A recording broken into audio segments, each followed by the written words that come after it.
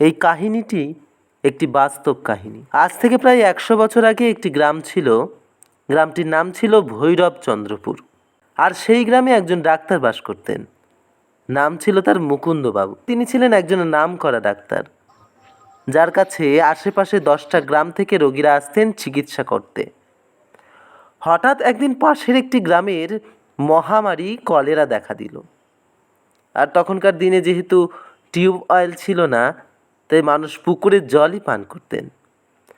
মহামারী কলেরা যেহেতু ছোঁয়াচে রোগ ছিল, তাই যে গ্রামে একবার হতো সেই গ্রাম পুরো সাফ করে দিত। এইভাবে একের পর এক গ্রামে কলেরা মহামারী ছড়িয়ে পড়তে লাগলো। একদিন হঠাৎ রাতে ডাক্তারবাবুর ঘরের সামনে কে যেন এসে ডাকতে লাগলো, ডাক্তারবাবু, ও ডাক্তারবাবু, ডাক্তারবাবু, ও ডাক্তারবাবু, বাড়ি আছেন? কি ব্যাপার? কি হলো আবার?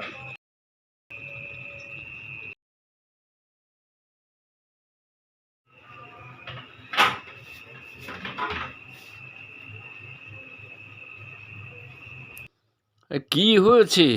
এত রাতেই বা ডাকছেন কেন?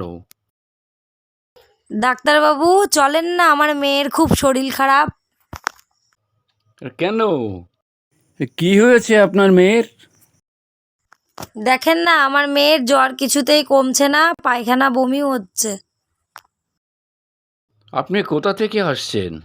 আর আপনার বাড়ি বা কোথায়? ডাক্তারবাবু, আমি সেই কুমোর পাড়া থেকে এসেছি। কি বলছেন আপনি? সেই 4 মাইল দূর থেকে আপনি একা একা এসেছেন? ডাক্তারবাবু তাড়াতাড়ি চলেন না। এত দূরের রাস্তা, এই রাতে আমি যাবোটা কি করে? চলেন না ডাক্তারবাবু, আপনি না গেলে আমার মেয়েকে মনে হয় আর বাঁচাতে তাই পারবো দেখে না। ডাক্তারবাবুর মায়া হলো। তারপর বলল, চলো যাই। তাই বলে দুজনে বেরিয়ে পড়ল সেই গ্রামের উদ্দেশ্যে।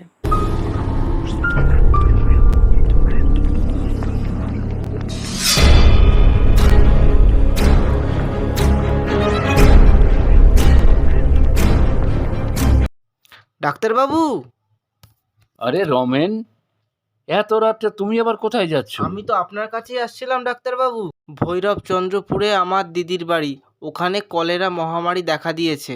আমার দিদির মেয়ের খুব শরীর খারাপ, আপনাকে এখনই যেতে হবে। আমি তো ওই গ্রামেই যাচ্ছি, এই দেখে আসা যাবে। চলেন।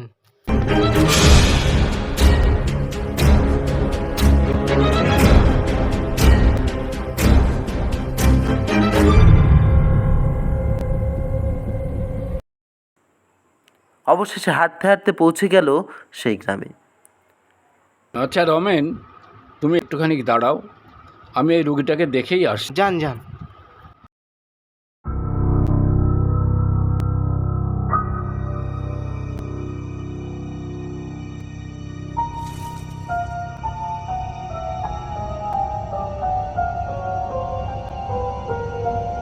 তারপর ডাক্তারবাবু ঘরের ভিতরে ঢুকতেই দেখলেন একটি বাচ্চা মেয়ে শুয়ে আছে। ডাক্তারবাবু গায়ে হাত দিয়ে দেখলেন বাচ্চাটির গায়ে প্রচণ্ড জ্বর, গা পুড়ে যাচ্ছে।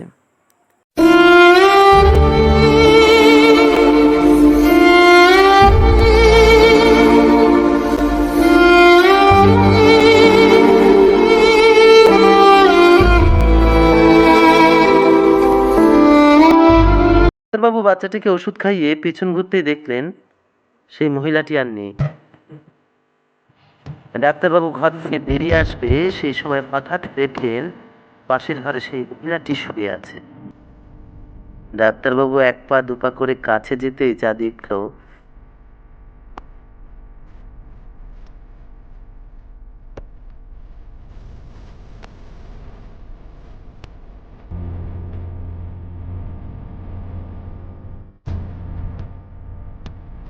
কিন্তু বেশ কয়েক ঘন্টা আগেই মারা গেছে।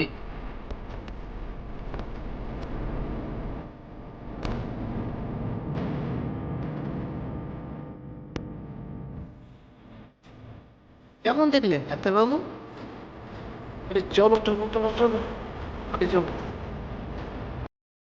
ডাক্তারবাবু ঘরের ভেতরকার ঘটনা রমেনকে না বলে বেরিয়ে পড়ল রমেনের দিদির বাড়ির উদ্দেশ্যে। তারপর ওখানে গিয়ে যা ঘটলো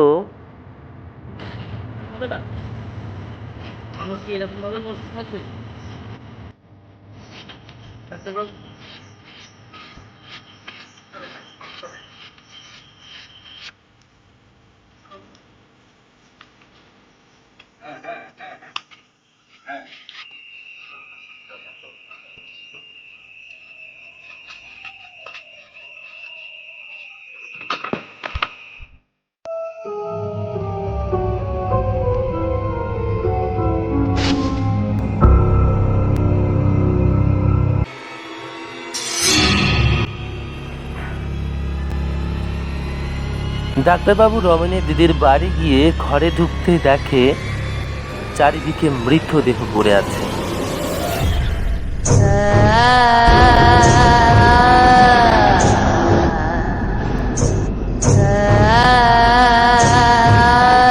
আর তার পাশে একটি মৃতদেহ সাদা কাপড় দিয়ে ঢাকা আছে।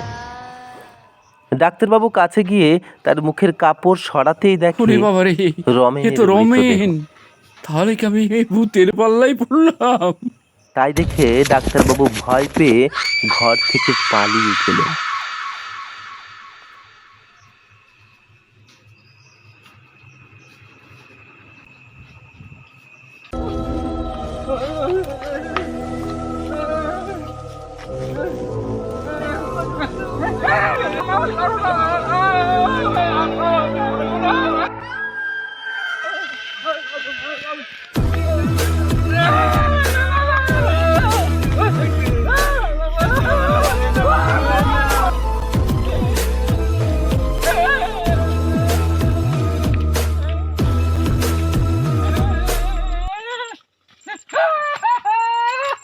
ডাক্তার বাবু এত তাড়া কিসের? এত তাড়া কিসের ডাক্তার বাবু? এত তাড়া কিসের?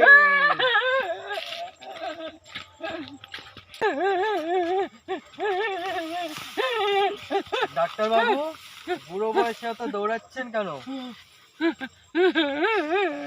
আমাকে মেরো না, আমাকে মেরো না, আমাকে মেরো না, আমাকে মেরো না, আমাকে মেরো না, আমাকে মেরো না, আমাকে মেরো না, আমাকে মেরো না, আপনি কাজটা ঠিক করেছেন ডাক্তার বাবু? আমি কি কাজটা করেছি? ঠিক করেছেন? আমি তো কিছু করিনি, আমি কিছু করিনি। মনে করে দেখেন তাহলে আপনি আগের মাসে কি করেছেন ভাবুন তো। আমি আমি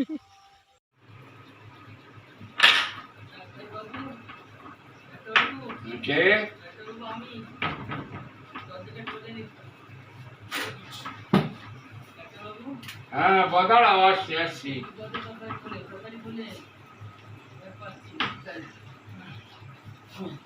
কি হলো? পেটে ব্যথা? শুয়ে পড়ো, এখানে শুয়ে পড়ো, শুয়ে পড়ো, শুয়ে পড়ো দেখি। শুয়ে পড়ো, শুয়ে পড়ো।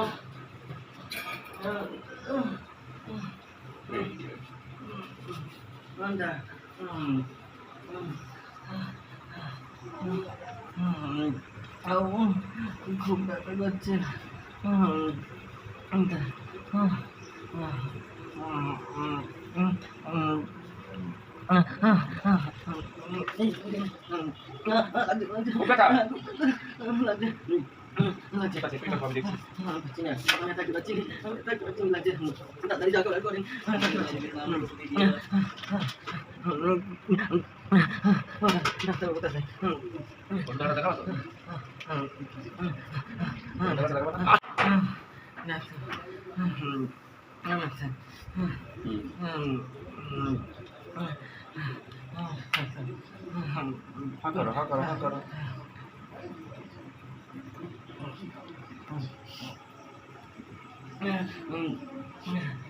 তুমি চলে যাও।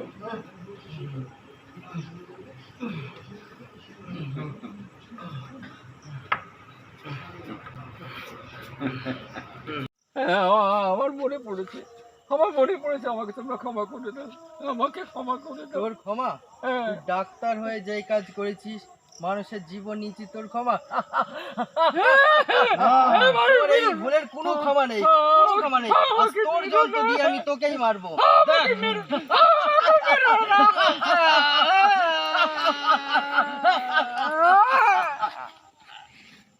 মর!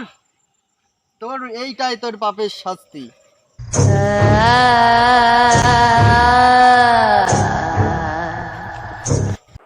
আর এরকম ভালো ভালো গল্প দেখতে হলে আমাদের চ্যানেলটিকে লাইক, শেয়ার আর সাবস্ক্রাইব করুন। আর হ্যাঁ, গল্পটা কীরকম লাগলো কমেন্ট করে অবশ্যই আমাদের জানাবেন। ধন্যবাদ।